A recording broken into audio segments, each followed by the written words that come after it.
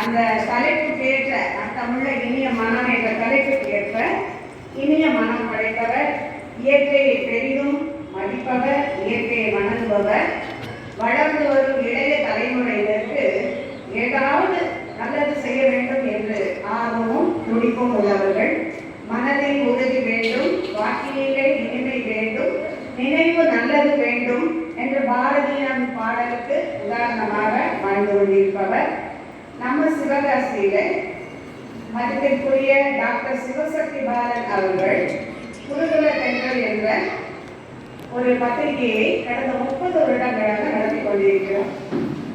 அந்த பத்திரிகையில் கடந்த 4 வருடங்களாக அர்த்தமுள்ள இனிய மனம் என்ற தலைப்பில் திருமகள் என்ற புனைப்பெயரில் அவங்க சிறந்த ஆன்மீக கருத்துக்களை கட்டுரையாக எழுதிக் கொண்டிருக்கிறார்கள். அது மட்டுமல்ல, தற்போது நக்கீரன் என்ற பிரபலமான பத்திரிகையில் ஒரு 6 மாதங்களாக எழுதும் வாய்ப்பு கிடைத்து அதையும் நல்ல முறையில் எழுதி கொண்டிருக்கிறார்கள். கொரோனா வந்திருக்க சமயத்துல ஒரு 2 வருடங்களாக தங்களுடைய வீட்டில் வைத்து குழந்தைகளுக்கு வகுப்புகள் நடத்தி நல்ல கருத்துக்களை, நல்ல அறிவை தூண்டும் விளையாட்டுகள், ஆன்மீக கதைகள் எல்லாவற்றையும் குழந்தைகளுக்கு சொல்லிக் கொடுத்து 2 வருடங்களாக வீட்டில் வைத்தே வகுப்புகள் நடத்தி இருக்கிறார்கள். எங்களது இந்த அர்த்தமுள்ள இனிய மனம் என்ற குழுவில் சுமார் 60 பேர் உறுப்பினர்களாக இருக்கிறோம். நாங்கள் எங்களுடைய குழுவில் நல்ல கருத்துக்களை, ஆன்மீக விஷயங்களை ஒருவருக்கொருவர் பகிர்ந்து கொள்கிறோம். திருமதி மாணவர்கள் எழுதிய கட்டுரைகளில் எனக்கு மிக பிடித்தது, அன்பு பெற்றோர்களே, நாம எல்லாரும் நம்ம குழந்தைகளை ஒரு டாக்டராகவோ, ஒரு இன்ஜினியராகவோ, IAS, IPS அல்லது பேங்க் ஆபீசராக உருவாக்க வேண்டும் என்று நாம் நினைக்கிறோம். ஆனால் நம் குழந்தைகளை நல்ல மனிதனாக வேண்டும் என்று எந்த பெற்றோர்களாவது நினைத்திருக்கிறீர்களா? ஒரு கட்டிடம் கட்ட அஸ்திவாரம் எவ்வளவு முக்கியமோ அதே மாதிரி ஒரு குழந்தை வளர ஆன்மீக விஷயங்களோடு கூடிய வாழ்க்கை நெறிமுறையே அந்த குழந்தைகளின் வாழ்க்கை அஸ்திவாரத்தை மிக சிறப்பானதாக ஆக்க முடியும் என்பதை நினைவில் கொண்டு தாய்மார்கள் தங்கள் குழந்தைகளுக்கு இளம் வயதில் சோறு ஊட்டும் போதே நல்ல கதைகளையும் பக்தியையும் சேர்த்து ஊட்ட வேண்டும். அடுத்ததாக நம்முடைய சிறப்பு விருந்தினர் நம்மளுக்கு உரையாற்றுமாறு அன்போடும் கேட்டுக்கொள்கிறேன்.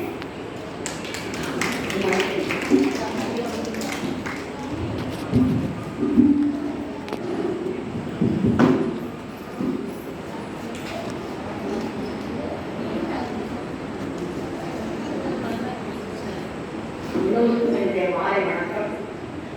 எனக்கு சிறப்புரை ஆக சொல்றாங்க. நான் சொல்ல போறது உரை கிடையாது, என்கிட்ட மாலா சொல்லுது. மாலா என்னுடைய சொந்த அத்தையோட எங்க அப்பாவோட தாயக்காக செய்யறதுக்கான்னு சொல்லுவாங்க. என்னோட வாட்ஸ்அப் குரூப்ல இருக்கிறாங்க.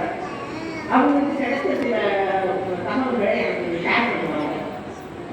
நான் சில சமயங்கள்ல என்னுடைய கதைகளை அவங்களுக்கு ஷேர் பண்ணியிருக்கேன். அதனால அது ரொம்ப இன்ஸ்பயர் ஆகாங்களா என்னன்னு தெரியல.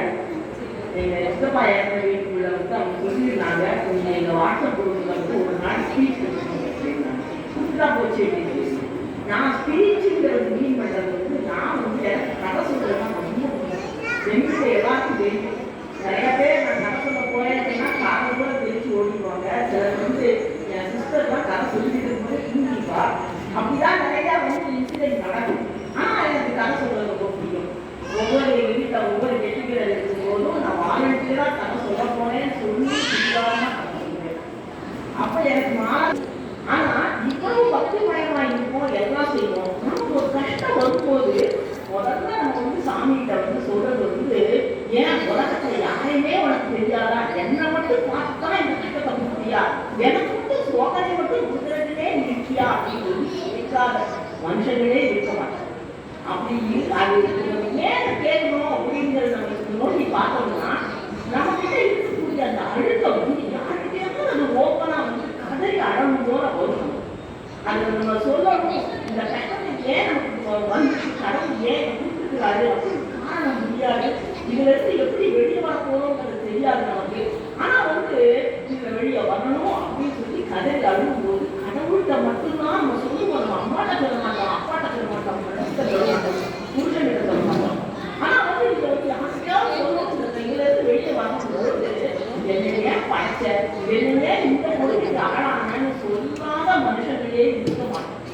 ஆனாலும் இது கடந்து போனா வரலாம், மறுவாரம் கோயிலுக்கு வருவோம், நாமளா இருப்போம், சிரிப்போம், சந்தோஷமா இருக்கும். இது ஏன் வந்து நம்ம கடவுளை புறம்புறோம்னு கொஞ்சம் நம்ம யோசனை பார்த்தோம்னா, நமக்குள்ள இருக்கக்கூடிய தைரியத்தையும் பிறகு நமக்குள்ள இருக்கக்கூடிய காரியத்தையும் நமக்கு வந்து அந்த கஷ்டத்துல இருந்து வெளியே கொண்டுலாம் போகணும் அப்படின்னு நினைப்போம். நான் ஒரு குட்டி கதை சொல்றேன். இந்த கதையில வந்து கடவுளுடைய நிலைப்பாடு என்னங்கிறது ஒரு புரியும். மகாபாரதத்துல இல்லாத கதைகளே கிடையாது. மாதிரியான சந்தர்ப்பங்கள், ஒரு பிராக்டிகலான வாழ்க்கைக்கு வேணுங்கிற கதைகள் மகாபாரதத்துல நிறைய கிடைக்கும். அதுல ஒன்று வந்து கிருஷ்ணரும் உத்தர சில மகா முனிவரும் சந்திக்கிற ஒரு காட்சி. இதுல வந்து கிருஷ்ணருக்கு வந்து என்னன்னா, கௌரவர்களும் பாண்டவர்களும் குருஷேத்திரத்துல வாரி முடிச்சு பாண்டவர்கள் ஜெயிச்சுட்டாங்க. தர்மபுத்திரனுக்கு பட்டாபிஷேகம் பண்ணியாச்சு. கிருஷ்ணர் வந்து வேற முடிச்சுன்னு சொல்லிட்டு வாரணை கிளம்பி போறாரு. வாரணை கிளம்பி போகும்போது ஆண்டிலே வந்து ஒரு பாலைவனம் வரும். அந்த பாலைவன சஞ்சாரியாக உள்ள இருக்கிறாரு. அவர் பேர் உத்தரன். அவர் வந்து பாலைவனத்தை கடக்கும் போது கிருஷ்ணரை பார்த்துருக்காரு. கிருஷ்ணர் வந்து அவருக்கு ரொம்ப பிடிக்கும். அவர் கடவுள் அப்படின்னு நம்புறவரு கிருஷ்ணர். அதனால கிருஷ்ணரை கூப்பிட்டு, கிருஷ்ணா உன்னை பார்த்து எவ்வளவு நாள் ஆச்சு, நீ பாண்டவர்கள் நலமாக இருக்கிறார்களா, பீஷ்மர் நலமாக இருக்கிறாரா, கௌரவர்கள் நலமாக இருக்கிறார், துரியோதனன் நல்லா இருக்கிறாரான்னு கேட்கும்போது ஒரு விஷயமே தெரியாதா. ரெண்டு பேருக்கும் சண்டை வந்துச்சு. சண்டையில வந்து பாண்டவர்கள் ஜெயிச்சுட்டாங்க. பீஷ்மர் உள்ளிட்ட அத்தனை கௌரவர்கள் வாழ்ந்து போனார்கள் அப்படின்னு சொல்லும்போது ரொம்ப கோபம். என்ன கிருஷ்ணா, நீ பக்கத்துல இருக்கும்போது எப்படி சண்டை வந்துச்சு? எதுனா பக்கம் சண்டை வந்துச்சுன்னா நீதான் அந்த சண்டைக்கு முக்கியமான காரணம். நீதான் இந்த சண்டையை ஓட வைக்கிறதுக்கு காரணகர்த்தாவா இருப்ப. இதோ உன்னை நான் சந்திக்கிறேன் அப்படின்னு சொல்லி அவர் தன்னுடைய நவ வலிமையெல்லாம் மீது சந்திக்க போறார். அப்போ வந்து கிருஷ்ணன் சிரிக்கிறார். ஒரு நாள் எப்படி வந்து என்ன சமைக்க முடியும், சாமி பலிக்கும் நீ நினைக்கிறியா கேட்டார். ஏன்னா ஒரு முனிவருக்கு வேண்டிய பொறுமை நிதானம் இந்த ரெண்டுமே உனக்கு கிடையாது. நீ கொடுக்குற சாமி வந்து எனக்கு பலிக்கவே பலிக்காது. உனக்கு ஒன்று தெரியுமா, என்னை பத்தி நீ என்ன நினைக்கிற அப்படின்னு கேட்கிறாரு. நீ வரம்பொருள் கிருஷ்ணா அப்படின்னா, வரம்பொருள் சொன்னா நீ எப்படி சமைக்க முடியும் அப்படின்னு கேட்டுட்டு சொல்றாரு. நான் வந்து மனிதர்களிடையே பிறந்திருக்கிறேன். மனிதர்களிடையே பிறந்தால் மனிதர்களிடையே மூலமாக நடந்து கொள்வேன். ஒரு மனுஷனை வந்து சண்டை பிடிக்காதன்னா சொல்ல முடியும். அதுக்கு மேல வந்து கடவுள் வந்து கோபத்தை கொடுக்கலாம், பொறாமையை கொடுக்கலாம், ஆசையை கொடுக்கலாம், செல்வத்தை கொடுக்கலாம், கல்வியை கொடுக்கலாம். இதையெல்லாம் பயன்படுத்தக்கூடிய மனிதன்.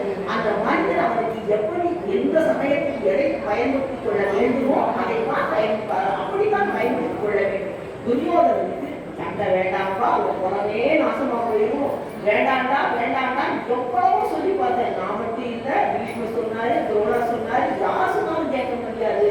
ஊசி முனையால் குச்சி மழவுக்கு கூட நிலம் தர முடியாது அப்படின்னு அவன் சொன்னான். அந்த காரணத்துக்காக தான் அதை அழுத்தி போனான். அவங்களுடைய விதியை நம்ம சொல்றோம்ல, அவரோட தலைவிதியை அவங்களே அழிச்சு எழுதிக்கிறாங்க அப்படின்னு சொல்றோம்ல, அந்த மாதிரிதான் துரியோதனன் பண்ணான். அதுக்கப்புறம் நான் இன்னும் வேலையும் இந்த குலம் நாசம் அடையக்கூடாது. ஏன்னா தர்மம் தான் ஜெயிக்குங்கிறது என்னுடைய தீர்க்கமான முடிவு. அதனால நான் என்ன பண்ணினேன், ஒரு விஸ்வரூபம் காமிச்சு பார்த்தேன். நான் கடவுள்டா, என்ன மீறி எதுவும் நடக்காது அப்படின்னு காமிக்கிறதுக்காக விஸ்வரூபம் எடுத்து காமிச்சேன். அப்பயும் அவன் பயப்படலை. இந்த மேஜிக்கெல்லாம் ஏற்ற பண்ணாத, நீ பாண்டவர்கிட்ட வச்சுக்கோ, பாண்டவர்கள் தான் வச்சுக்கோ, அங்கேயே போய்க்கோ, நான் எல்லாரையும் நான் போர்ல சந்திச்சுக்கிறேன். ரொம்ப திமிரா பேசுவான். அதனால சண்டை இருந்தது. சண்டை வந்து தர்மம் ஜெயித்தது. நான் தர்மத்தின் பக்கம் நின்றேன் அப்படின்னு சொல்றாரு கிருஷ்ண சொல்றாரு. அப்புறம்தான் உத்தரருக்கு இவர் பரம்பொருள், மகானுபாவன், மகாத்மா, இவர்கிட்ட போய் நம்ம பம்பு வழக்கு வச்சுக்கிட்டோமே அப்படின்னு சொல்லிட்டு ரொம்ப அழுதாரு. கிருஷ்ணா என்னை மன்னிச்சு கிருஷ்ணா அப்படின்னு சொல்லிட்டு, நீங்க வந்து எனக்கு விஸ்வரூபம் காமிச்சிட, துரியோதனுக்கு காமிச்சிருக்க, பீஷ்மருக்கு காமிச்சிருக்க, எல்லாருக்கும் காமிச்சிருக்க, எனக்கு காமிச்சிரு அப்படின்னு. அப்ப வந்து அவர் விஸ்வரூபம் காமிக்கிறார். காமிச்சிட்டு ஏதாவது ஒரு வரம் கேள்விக்கா, சும்மா நீ இவ்வளவு நீ தவம் பண்ணியிருக்கிற, தவத்துல வந்து ரொம்ப பொறுமையும் நிதானமும் வேணும். நீ வந்து ஏதாவது வரம் கேடு நான் பார்த்தேன் அப்படின்னு சொன்னார்.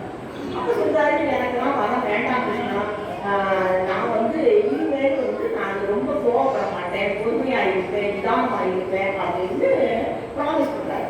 சரி, ஏதாவது இவ்வளவு தூரம் சொல்றவங்க ஏதாவது வர கொடுக்குறேன்னா என் மனசு, ஏன்னா கிருஷ்ணனுக்கு வந்து புத்தகங்கள் இன்னும் திருந்தலை அப்படிங்கிறது மனசுல மழுது. நீ ஏதாவது வரம் கேட்கணும்னு வற்புறுத்தின உடனே அவர் சொல்றாரு, நான் பாலைவனம் செஞ்சாரு எப்பயாவது கண்டிப்பாக எழுதுறேன், கண்டிப்பாக எழுதிட்டா எனக்கு நான் கிருஷ்ணா ஒன்று நினைப்பேன், எனக்கு கண்ணி கொடுத்துருவோம் அப்படின்னு சொல்றாரு. சரி, இவங்க கண்டிப்பா போச்சு அப்படின்னு சொல்லிட்டு நான் துவாரகை போறேன் அப்படின்னு சொல்லிட்டு கிளம்பி போறாரு. 3 நாள் கழிச்சு அவர் கண்டிப்பாக எழுதி கிருஷ்ணான்னு கூப்பிடுறாரு.